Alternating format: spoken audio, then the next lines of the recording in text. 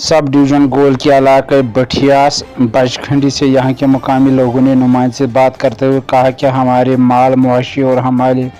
लोग पानी की बूंद बूंद को तरस रही हैं, लेकिन पिछले 10 सालों से हमारी यहाँ PHA डिपार्टमेंट की तरफ से कोई भी मुलाजिम नहीं आ रहा है और न किसी लीडर को टास से मस हो रही हैं। लिहाजा यहाँ के मुकामी लोगों ने की ज़िला इंतज़ामिया से अपील की PHA डिपार्टमेंट को हिदायत दी जाए और हमें इस पानी के अजाले से आज़ाद किया जाए ताकि हम हमारे लोग हमारे माल मवेशी भी